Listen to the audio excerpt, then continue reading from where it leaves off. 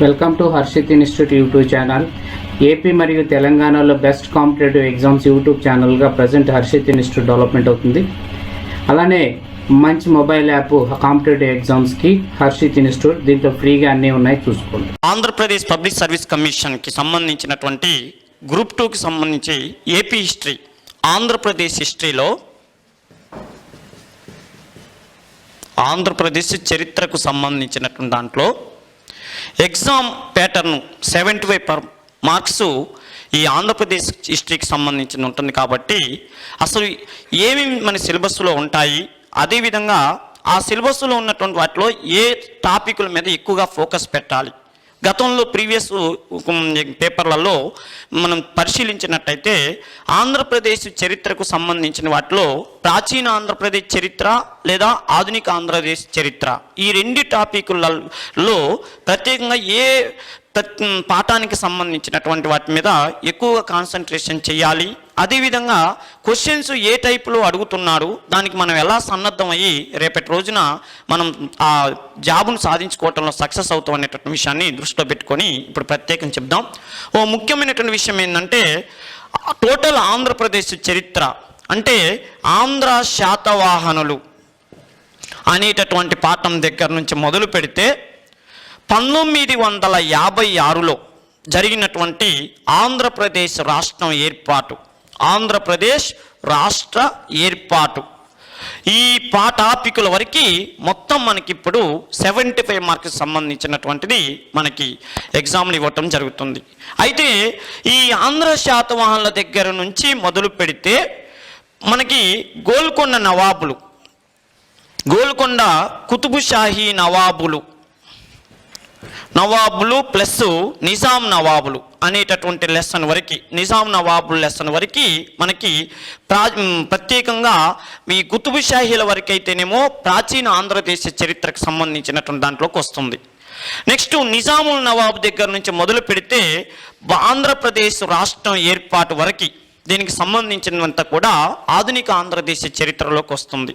అయితే ప్రత్యేకంగా ఆంధ్ర శాతవాహనుల టాపిక్ దగ్గర నుంచి మొదలు పెడితే రెండోది ఇక్ష్వాకులు అనేటటువంటి వాళ్ళు, నెక్స్ట్ శాలంకాయనులు, ఆనంద గోత్రజులు, విష్ణు కుండినులు, తూర్పు చాళుక్యులు, రెడ్డి రాజులు, తర్వాత విజయనగర సామ్రాజ్యం, ఆ తర్వాత కాకతీయ సామ్రాజ్యం, తర్వాత విజయనగర సామ్రాజ్యం, గోల్కొండ చక్రవర్తులు.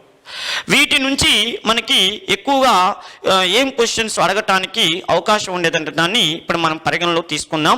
ముఖ్యంగా ఆంధ్ర శాతవాహనుల విషయం చూసుకున్నట్టయితే గత కొన్ని సంవత్సరాల నుంచి ఆంధ్ర శాతవాహనుల టాపిక్ మీద అడుగుతున్నటువంటి ప్రశ్నలు చూస్తే ఆంధ్ర శాతవాహనులు ఏ ప్రాంతానికి చెందిన వాళ్ళు, ఎందుకంటే దక్షిణ భారతదేశంలో మొట్టమొదటిసారిగా చరిత్ర అంటూ రాయటం జరిగిందంటే మనకి ఆంధ్ర శాతవాహనుల దగ్గర నుంచి రాయటం జరిగింది. కాబట్టి ఆంధ్ర శాతవాహనులు అనేటటువంటి వాళ్ళు తెలంగాణ వాళ్ళ లేదా ఆంధ్ర వాళ్ళ, కర్ణాటక వాళ్ళ, మహారాష్ట్ర వాళ్ళ అనే దాని మీద చరిత్రకారులు భిన్నాభిప్రాయాలు ఉన్నాయి. కాబట్టి దానికి సంబంధించినటువంటి విషయాలన్నింటినీ కూడా మనం అడగటానికి అవకాశం ఉంటుంది. ఉదాహరణకి ఇంకో విషయం ఏంటంటే ఆంధ్ర శాతవాహనులు ఆదరించిన మతాలు ఏందని మొన్న ఈ మధ్యకాలంలో ఒక ఎగ్జామ్లు అడిగాడు. ఆంధ్ర శాతవాహనులు ఆచరించిన మతాలని వరుస క్రమంలో పెట్టమని చెప్పిండు. అంటే ఆంధ్ర శాతవాహనులు అసలు ఏ మతాలను ఆచరించారనే విషయం మనకు అవగాహన ఉంటే వాళ్ళు ఏ మతాలని వరుస క్రమంలో పాటించుకుంటూ వచ్చారో మనకు తెలుస్తుంది. వాళ్ళు మొదట జైన మతాన్ని ఆదరించారు, తర్వాత వైదిక మతాన్ని ఆదరించారు, తర్వాత బౌద్ధ మతాన్ని ఆదరించారు.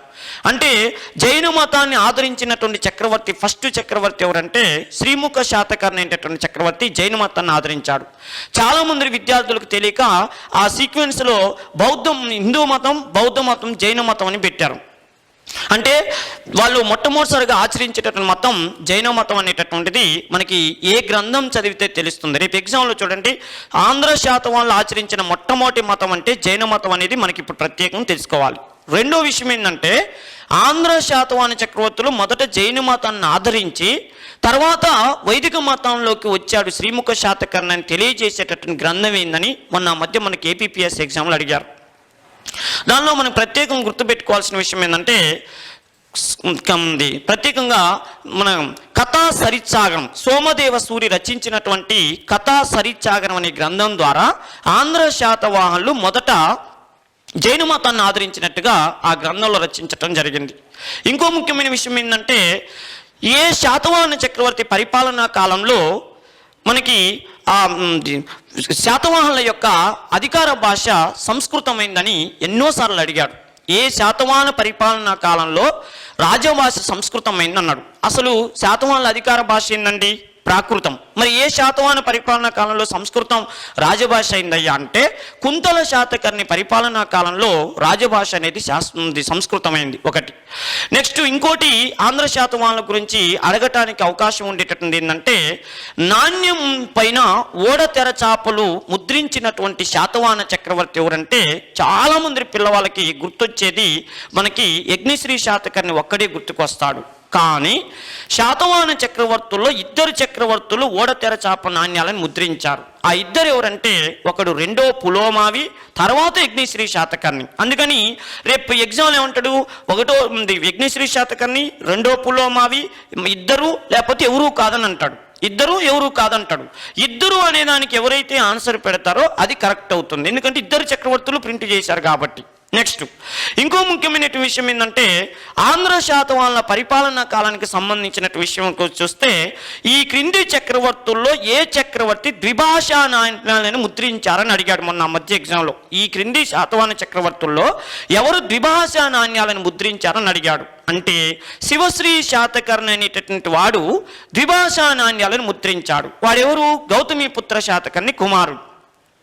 అట్లా ప్రత్యేకంగా ఆంధ్ర శాతవాహనుల మీద అద్భుతమైన క్వశ్చన్స్ ఉన్నాయి. ఉదాహరణ చూడండి, ఆచార్య నాగార్జునుడు సుహృలేఖ అనే గ్రంథాన్ని రాశాడు. ఇది చాలా మందికి తెలుసు, సుహృలేఖ అనగానే ఆచార్య నాగార్జున అని. కానీ మనకు ఎగ్జామ్లో అడిగాడు, సుహృలేఖ అంటే అర్థం ఏందని అడిగాడు. దాని అర్థం ఏందని అడిగాడు అంటే బహిరంగ లేఖ. ఎవరికి బహిరంగ లేఖ రాశాడు? యజ్ఞశ్రీ శాతకర్ణికి బహిరంగ లేఖ రాశాడు. అది ప్రత్యేకంగా. ఇట్లా ఆంధ్ర శాతవాహనుల లెసన్ మీద కొన్ని క్వశ్చన్స్ అడగటానికి అవకాశం ఉంటుంది. నెక్స్ట్ ఇక్ష్వాకుల విషయం చూసుకుంటే, ఆంధ్రదేశ చరిత్రలోని మొట్టమొదటిసారిగా దేవాలయాలు కట్టించిన మొట్టమొదటి రాజవంశం అంటే ఇక్ష్వాకులు అని చెప్తాం. తాతల పేర్లు కొడుకులకి మనవళ్ళకి పెట్టే ఆచారం మొదలుపెట్టినటువంటి రాజవంశం అంటే ఇక్ష్వాకులు అని చెప్తాం. అదేవిధంగా ప్రత్యేకంగా ఎవరి చరిత్రకి శాసనాలు ప్రధానమైన ఆధారాలయ్యా అంటే ఇక్ష్వాకుల చరిత్ర అని ప్రత్యేకంగా చెప్తాం. ఇలా ఇక్ష్వాకుల గురించి అడగొచ్చు. నెక్స్ట్ విష్ణుకుండెన్లు అనేటటువంటి రాజవంశం చూసినట్టయితే, మన ఆంధ్రదేశంలో విష్ణుకుండెన్లకి ప్రత్యేకమైనటువంటి స్థానం ఉన్నది. ఏంటంటే, గుహాలయాలను నిర్మించినటువంటి మొట్టమొదటి రాజవంశం ఏంటంటే విష్ణుకుండెన్లు. అదేవిధంగా ప్రత్యేకంగా నరమేధ యాగాలను, నరుణ్ణి చంపుకుంటూ యాగం చేసినటువంటి రాజవంశం అంటే విష్ణుకుండెన్లు. ఇంకో విషయం ఏంటంటే, ఓడ తెరచాపున్న నాణ్యాన్ని ముద్రించిన విష్ణుకుండెన చక్రవర్తి కూడా ఉన్నాడు. ఆయనే రెండవ మాధవ వర్మ. రేపు పరీక్షలో ఉంటాడు, ఓడ తెరచాపున్న నాణ్యాన్ని లేదా తెరచాప ఓడున్నటువంటి నాణ్యాన్ని ముద్రించిన విష్ణుకుండెన చక్రవర్తి ఎవరు అంటాడు? రెండవ మాధవ వర్మ. అర్థమైందండి? ఉండవల్లి, భైరవకొండ, తర్వాత మొఘల్ రాజ గుహలు, ఇంద్రకీలాద్రి గుహాలయాన్ని నిర్మించిన రాజవంశం అంటే విష్ణుకుండెన్లు. ఇది మనం ప్రత్యేకంగా గుర్తుపెట్టుకోవాలి. నెక్స్ట్ తర్వాత శాలంకాయన్లు, తర్వాత బృహత్పలాయన్లు, ఆనంద గోత్రజులు. రేపు అడుగుతాడు, శాలంకాయన్లు మొదట ఎవరికి సామంతులు అంటాడు అంటే విష్ణుకుండెన్లు. వాళ్ళకి ఎవరికి ఇక్ష్వాకులు అనేటటువంటి వాళ్ళకి వాళ్ళు సామంతులుగా ఉన్నారు. నెక్స్ట్ ఇలా చెప్పుకుంటూ పోతే కాకతీయులు అనేటువంటి లెసన్ ఉంది. కాకతీయుల గురించి ఏంది? సంపూర్ణ ఆంధ్రప్రదేశ్ని పరిపాలన చేసిన మొట్టమొదటి రాజవంశం ఏదయ్యా అంటే కాకతీయులు. ప్రశ్న అడుగుతాడు, ఆంధ్ర శాతవాహనుల తర్వాత సంపూర్ణ ఆంధ్రప్రదేశ్ని పరిపాలన చేసిన రాజవంశం అంటే కాకతీయులు. ఇలా ప్రత్యేక ఒక స్త్రీని సింహాసనం మీద కూర్చోబెట్టిన దక్షిణ భారతదేశ రాజవంశం అంటే కాకతీయులు అని చెప్తారు. అర్థమైందండి? మార్కోపోలో అనేటటువంటి వాడు మనకి మోటుపల్లి ఓడరేవుని సందర్శించినప్పుడు చక్రవర్తి ఎవరంటారు? రుద్రమ్మదేవి.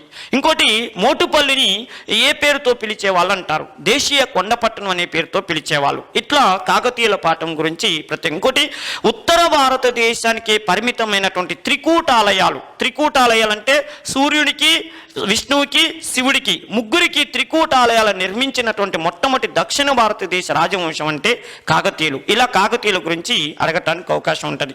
నెక్స్ట్ విజయనగర చక్రవర్తులు హైందవ మత పరిరక్షణ కోసమే ప్రత్యేకంగా ఆవిర్భవించిన నాగరికత మన రాజవంశం ఏదంటాడు? విజయనగర చక్రవర్తులు. అర్థమైందండి? హైందవ మత పరిరక్షణ కోసమే స్థాపించబడినటువంటి దక్షిణ భారతదేశ రాజవంశం అని విజయనగర చక్రవర్తుల గురించి అడుగుతాడు. ఇట్లా ఆ రాజవంశం గురించి అడుగు. ఉదాహరణకి అబ్దుల్ రజాక్, ప్రత్యేకంగా అబ్దుల్ రజాక్ అనేటువంటి వాడు జైన మతం అనేటటువంటిది మనకి విజయనగర చక్రవర్తుల కాలంలో అద్భుతంగా డెవలప్ అయిందని, పార్శ్వనాథుడికి ప్రత్యేక ఆలయం కూడా ఉన్నట్టుగా అబ్దుల్ రజాక్ రచనల వల్ల తెలుస్తుందని మనకు తెలుస్తుంది. అదేవిధంగా రాబర్ట్ షూయల్ రచించినటువంటి విస్మృత విజయనగర సామ్రాజ్యం అనే గ్రంథం ఎవరు రాశారంటే ఏమని చెప్పాలి? రాబర్ట్ షూయల్. ఇలాంటివి. నెక్స్ట్ గోల్కొండ చక్రవర్తులు. మనకి ఆంధ్రదేశంలో వజ్రాలంటే గోల్కొండ చక్రవర్తుల పరిపాలనా కాలంలో, ఉదాహరణకి కొల్లూరు గనుల్లో కోహినూరు వజ్రం దొరికిందనేది ఎన్నోసార్లు మనకి పాత ఇంతకుముందు జరిగినటువంటి ప్రీవియస్ ఎగ్జామ్లో గోల్కొండ చక్రవర్తుల మీద అద్భుతంగా అడగటం జరిగింది. ఉదాహరణకి సంపూర్ణ ఆంధ్రప్రదేశ్ని పరిపాలన చేసినటువంటి మొట్టమొదటి గోల్కొండ చక్రవర్తి ఎవరంటే ప్రత్యేకంగా మహమ్మద్ కులీ కుతుబ్ షా. ఇట్లా గోల్కొండ. అదేవిధంగా గోల్కొండ చక్రవర్తుల పరిపాలనా కాలంలో వజ్రాలని, ఆంధ్రదేశంలో దొరికినటువంటి వజ్రాలని చార్మినార్ దగ్గర ఎక్కడ సానబెట్టే వాళ్ళని క్వశ్చన్ అడిగాడు. అంటే కారవాన్ అనేటటువంటి ప్రాంతంలో ఆ డైమండ్స్ని సానబెట్టేటటువంటి పద్ధతి చేపట్టేవాళ్ళు, కారవాన్ అనేటటువంటిది. నెక్స్ట్ నిజాం నవాబులు. రేపు అడుగుతాడు, ఏ నిజాము నవాబు పరిపాలనా కాలంలో తెలుగు ప్రజలు అంటే తెలంగాణ తెలుగు, కోస్తా, రాయలసీమ తెలుగు ప్రజలు రెండు ముక్కలయ్యారంటాడు. అంటే రెండు భాగాలుగా విడిపోయారంటాడు. అంటే మనకి రెండో నిజాం అలీ ఖాన్ పరిపాలనా కాలంలో రెండు భాగాలుగా విడిపోయారని ప్రత్యేకంగా గుర్తుంచుకోవాలి. అదేవిధంగా ప్రత్యేకంగా కోస్తా ప్రాంతాన్ని బ్రిటిష్ వాళ్ళు నిజాం దగ్గర నుంచి ఎప్పుడు తీసుకున్నారు, రాయలసీమ ప్రాంతాన్ని ఎప్పుడు తీసుకున్నారు, అదే నెల్లూరు, చిత్తూరు జిల్లాలని ఏ సమయంలో తీసుకున్నారు, దత్త మండలాలని 1800 సంవత్సరం అక్టోబర్ 12వ తారీఖు నాడు జరిగినటువంటి దత్తమండలి అంటే సైన్య సహకార ఒడంబడిక ఒప్పందం ప్రకారం నిజాం దగ్గర నుంచి తీసుకున్నారు. ఇట్లా మనం ప్రత్యేకంగా గుర్తుపెట్టుకోవాలి. నెక్స్ట్ విషయం ఏంటంటే నిజాం నవాబుల పరిపాలనా కాలంతో పాటు మళ్ళీ ఆధునిక ఆంధ్రదేశ చరిత్రలో ప్రత్యేకంగా గుర్తుపెట్టుకోవాల్సిన ముఖ్యమైన విషయం ఏంటంటే ఐరోపా వారి రాక. రేపు అడుగుతాడు, ఆంధ్రదేశానికి మొట్టమొదటిసారిగా వ్యాపారానికి వచ్చినటువంటి ఐరోపా కంపెనీ ఏదంటాడు? డచ్ కంపెనీ 1605లో వచ్చింది. అర్థమైందండి? ఆంధ్రదేశానికి మొట్టమొదటిసారిగా వ్యాపారానికి వచ్చినటువంటి కంపెనీ డచ్ కంపెనీ. ఇది మనకి మచిలీపట్నానికి మహమ్మద్ కులీ కుతుబ్ షా కాలంలో రావటం జరిగింది. నెక్స్ట్ విషయం ఏందయ్యా అంటే మనకి ఇంకొక ముఖ్యమైనటువంటి విషయం ఏంటంటే మనం ఆంధ్రప్రదేశ్ దీనికి ఐరోపా వాళ్ళ దాంట్లో ప్రత్యేకంగా జరిగినటువంటి ఐరోపా వాళ్ళు అయినటువంటి ఫ్రెంచ్ వాళ్ళు, అదేవిధంగా ఇంగ్లీష్ వాళ్ళకి ఆంధ్రదేశంలో జరిగిన కొన్ని యుద్ధాలు, ఆ టైంలో కొంతమంది జమీందారులు చేసినటువంటి యుద్ధాలు కూడా, ఉదాహరణకి చంద్రుర్తి యుద్ధం కానీ, బొబ్బిలి యుద్ధం కానీ, పద్మనాభ యుద్ధం కానీ, అవి డేట్లతో సహా గుర్తుపెట్టుకోవాల్సిన అవసరం ఉన్నది. నెక్స్ట్ ఇంకోటి ప్రత్యేకంగా ఈ మొదటి కర్ణాటక యుద్ధం, రెండో కర్ణాటక యుద్ధం, మూడో కర్ణాటక యుద్ధం సమయానికి మన ఆంధ్రదేశంలో ఫ్రెంచ్ వాళ్ళకి, ఇంగ్లీష్ వాళ్ళకి మధ్య జరిగినటువంటి స్థానిక యుద్ధాలు ఏంటి అనేటటువంటి విషయాన్ని కూడా మనం ప్రత్యేకంగా దృష్టి పెట్టుకోవాలి. ఇంకో ముఖ్యమైన విషయం ఏంటంటే 1885వ సంవత్సరంలో భారత జాతీయ కాంగ్రెస్ స్థాపన జరిగే టైంకి మన ఆంధ్రదేశంలో ఏర్పడినటువంటి ఇక్కడ జరుగుతున్నటువంటి ఉదాహరణకి 1885వ సంవత్సరం భారత జాతీయ కాంగ్రెస్ స్థాపన కంటే ముందే మన దగ్గర ప్రత్యేకంగా 1852వ సంవత్సరంలో గాజుల లక్ష్మీ నరసింహశెట్టి స్థాపించినటువంటి ఏంటంటే మద్రాస్ నేటివ్ అసోసియేషన్ అనే సంస్థ, ఆయన పెట్టినటువంటి క్రిసెంట్ అనేటటువంటి పత్రికను కూడా మనం ప్రత్యేకంగా గుర్తుపెట్టుకోవాలి.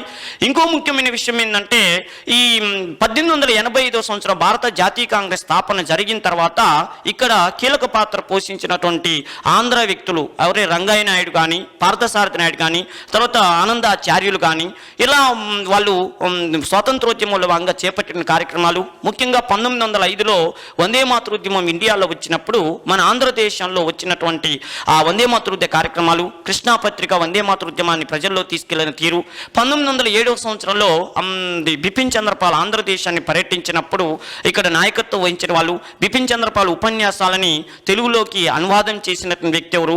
భరతఖండంబు చక్కటి పాడి ఆవు అని చెప్పి ఆ వందే మాతృద్యమ కాలంలో పాడి జనులందరిలో చైతన్యం తీసుకొచ్చినటువంటి వ్యక్తి ఎవరు? ఇట్లాంటి ప్రతి కోణంలో కూడా మనం అధ్యయనం చేయాల్సినటువంటి అవసరం ఉన్నది. అంతేకాదు 1920లో మహాత్మా గాంధీ జాతీయ స్థాయిలో సహాయ నిరాకరణోద్యమం అనేటటువంటిది చేస్తున్నప్పుడు మన ఆంధ్రదేశంలో భాగంగా సహాయ నిరాకరణోద్యమంలో ఏ చోట ఎక్కడెక్కడ కార్యక్రమాలు జరిగినాయి. ఉదాహరణకి చీరాల పేరాల ఉద్యమం కానీ, పెదనందిపాడు పన్నుల వ్యతిరేక ఉద్యమం కానీ, తర్వాత పల్నాడు పుల్లరి వ్యతిరేక ఉద్యమం కానీ, అల్లూరి సీతారామరాజు రంప విప్లవం, దాన్ని మన్యం పోరాటం అనే పేరుతో పిలుస్తారు. చీరాల పేరాల ఉద్యమానికి కీలక పాత్ర పోషించిన దుగ్గిరాల గోపాలకృష్ణయ్య పొందిన బిరుదు ఆంధ్ర రత్న. ఆయన పెట్టినటువంటి వాలంటీర్ దళానికి రామదండి అనేటువంటి పేరు, ఆయన నిర్మించినటువంటి ఒక కొత్త నగరానికి శ్రీరామనగరం అనే పేరిట ప్రతి కోణంలో కూడా మనం ప్రత్యేకంగా గుర్తుంచుకోవాలి. ఉదాహరణకి పెదనందిపాడి పన్నుల వ్యతిరేక ఉద్యమం గురించి బ్రిటిష్ ప్రభుత్వం యొక్క పునాదులనే కదిలించి వేసిన పోరాటంగా పెదనందిపాడి పన్నుల పోరాటాన్ని వర్ణించినటువంటి వైస్రాయ్ ఎవరంటాడు. అర్థమైందండి? పెదనందిపాడి పన్నుల వ్యతిరేక ఉద్యమాన్ని గురించి మాట్లాడుతూ అది బ్రిటిష్ వాళ్ళ యొక్క ప్రభుత్వం యొక్క పునాదుల్ని కూల్చివేసినటువంటి తిరుగుబాటుగా వర్ణించినటువంటి వైస్రాయ్ ఎవరంటాడు అంటే ఆయనే వెల్లింగ్టన్ అనేటటువంటి వ్యక్తి అంటాడు. నెక్స్ట్ ఇంకోటి, ఆంధ్రాలో జరిగినటువంటి ఏ పోరాటాన్ని గురించి బ్రిటిష్ పార్లమెంట్లో చర్చించటం జరిగిందన్నాడు. ఆంధ్రాలో వచ్చిన ఏ పోరాటాన్ని గురించి బ్రిటిష్ పార్లమెంట్లో ప్రత్యేకంగా చర్చించటం జరిగిందంటే పెదనందిపాడు పన్నుల వ్యతిరేక ఉద్యమం గురించి. ఇలా ప్రతి కోణంలో కూడా, ఉదాహరణకి మనకి గాంధీ మహాత్ముడు సహాయ నిరాకరణ భాగంగా విజయవాడ వచ్చినప్పుడు అయ్యదేవర కాళేశ్వరరావు ఉపన్యాసాలు కానీ, అదేవిధంగా దుగ్గిరాల గోపాలకృష్ణ సభ ఏర్పాట్లను గురించి కానీ, మాగంటి అన్నపూర్ణమ్మ తన ఆభరణాలని మొత్తం కూడా స్వతంత్ర నిధికి ఇవ్వటం, ఇలా ప్రతి కోణంలో కూడా అడగాలి. యామిని పూర్ణతిలకం ఎవరంటాడు, మాగంటి అన్నపూర్ణమ్మ ఎవరంటారు, తర్వాత పింగళి వెంకయ్య జాతీయ పతాకాన్ని గాంధీ మహాత్ముడికి ఏ సభలో సమర్పించారంటారు. అదేవిధంగా గాంధీ మహాత్ముడు చేపట్టినటువంటి ఉప్పు సత్యాగ్రోద్యమానికి ఆంధ్రలో డిక్టేటర్ ఎవరంటాడు.